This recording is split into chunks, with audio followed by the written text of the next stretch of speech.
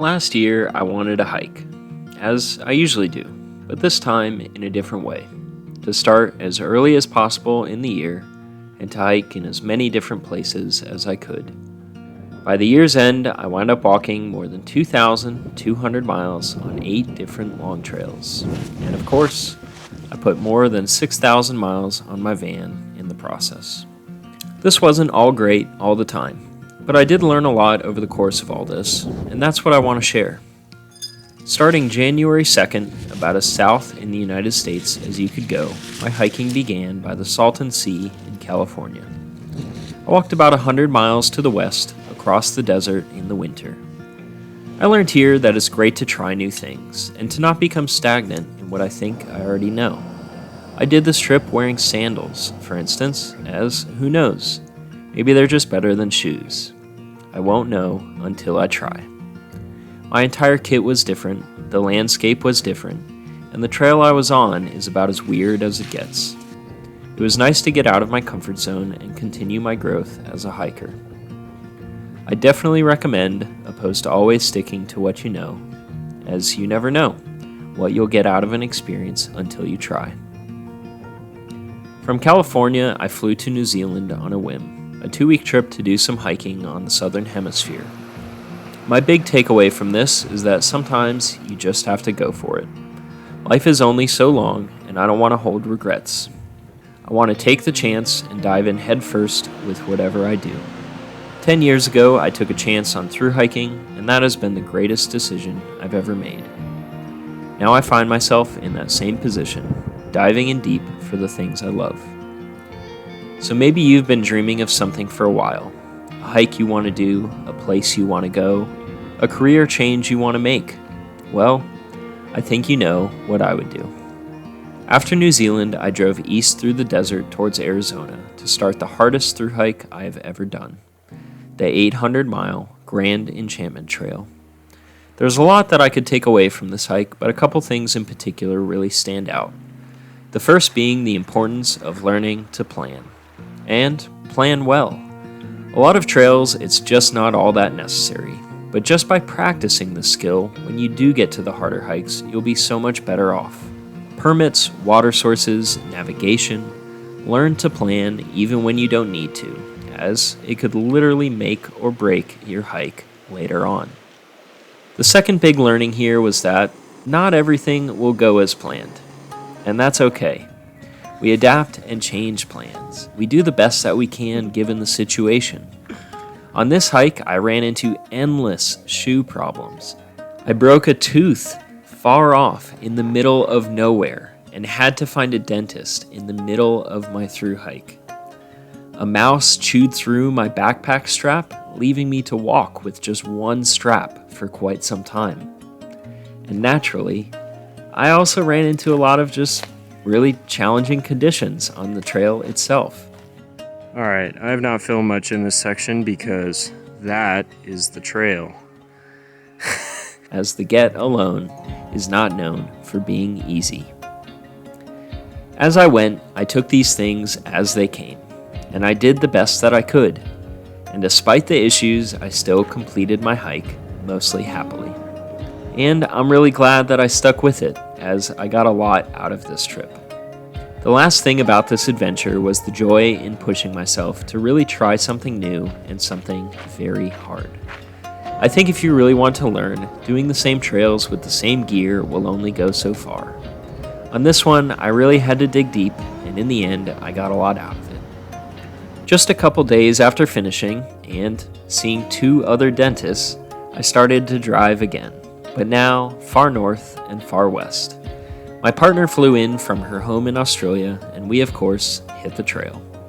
This time to hike the northernmost 100 miles of the Pacific Crest Trail. I've never been that great at hiking with other people, so that's what we're doing here and where my lesson comes from.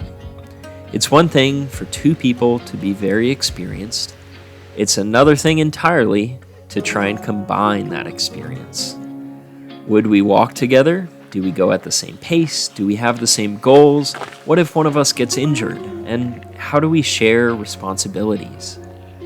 It's good to test these things, to try these things, and practice these things in smaller doses before a much more serious trip. The PCT was great and endlessly beautiful. If I could only hike one trail ever again, it would be this. Everything about it is perfect. From Washington, we start to head east again towards the Rocky Mountains and the Continental Divide for one more warm-up hike. A 70-mile loop trail in Glacier National Park, dubbed the Northern Loop. I've never been here, and it really was spectacular. My one big lesson from this, which will continue very deeply into our next hike, is that grizzly bears stress me out. I know the chances of anything happening are extremely unlikely, but given the larger size, I can't help but think that if something happened, it wouldn't be good. We ran into one on this hike, and although it was smaller, just having it walk up the trail right at us was quite unnerving. Hi, bear. We're just moving slow. We're just over here, not really doing anything. I'm sorry. My bad. They say that by hiking in a group of 3, by making noise when you walk, and by using proper food storage techniques, the chances of a problem are nearly 0. Just as well, carrying bear spray definitely made me feel better. So although I am scared of them, it's nice that there are so many well-known precautions I can take to alleviate this fear. Much like anything in backpacking, I'm sure the more you are exposed, the better it gets. In the end, Glacier was amazing. The park rangers were super cool, and getting a taste for the Continental Divide Trail was very special. We drove up into Canada and again started walking. This time, it would be 750 miles across the Canadian Rockies on the Great Divide Trail. This is an extremely remote trail through some very unforgiving landscapes, big river crossings, big mountains, navigational problems, and of course, more grizzly bears. I really love this hike, and it's probably one of the most beautiful trails you could ever do. The lesson here pertains to gear. As someone who is always trying to go lighter weight with what I carry, it's a worthy note that some trails just require more. Given the conditions on this hike, you simply would not be able to do it safely with the same kit as what I had used on a lot of other hikes. It's good to always do planning and research to determine what is required, that no single gear list could ever rule them all. We both packed quite a bit heavier for this hike than we would have typically, and we were glad we did.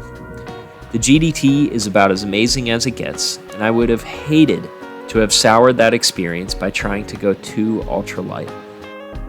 My other lesson from this trail is that hiking with a partner can really help to quell any fears. Those sounds in the night you can't explain just aren't as bad. That stress of bears mostly went away. Making hard decisions about weather or pace were all made easier because I was with my partner. I think for anyone who maybe has some hesitations about backpacking alone should see if they can find a friend instead, and I bet it will make you feel a whole lot more comfortable out there. Thank you to Sprocket for hiking with me. I really don't know if I would have done this one alone. In the end, the GDT was an incredible experience, and I hope more people get out there to do it. From Canada, we flew all the way to Minnesota and met up with our friends from Garage Grown Gear. It was great to see the inner workings of this small ultralight focused business. They shuttled us north and we began our thru hike of the Superior Hiking Trail. We didn't really do much planning for this trail. We went into towns when we felt like it and overall just tried to have fun. Planning is a really great skill and something worthy of practicing. But it's also important to be able to remain flexible when the time actually comes. So that's what we did. Just tried to have a lot of fun in a new place. My last lesson from this year is that not everything has to be super hard, super fast, or super light. I think it's important to just get out there, wherever there may be. I used to work at a grocery store. I'd save up my money and I'd go hiking on my local trails as often as I could. I did this obsessively, and what I found was that adventure is right in your backyard. It doesn't need to be a calendar year Triple Crown or an FKT. It's right there, and for me, for many years, It was right there in my hometown of Jupiter, Florida, on the Ocean to Lake Trail. I hiked that thing over and over and over and over again. It was wonderful, and I learned so incredibly much from doing so. It is what set the rest of my life into motion. The SHT reminds me of this because of how many local Minnesotans we saw out on the trail every single day of our hike. They were out there on a weekend away from work, doing what they could and having an awesome time. I think no matter where you are, this kind of thing is possible. Every state, every place, you can find incredible adventure. It's been really cool to travel around so much this year, but you know what? I still miss that short trail near home. I miss doing it in weird weather. I miss trying new gear out on it. I miss hiking with my local friends near home. Doing a big thru hike or traveling a lot can be fun, but it's not the end-all be-all of adventure. There's so much to be had right in your backyard.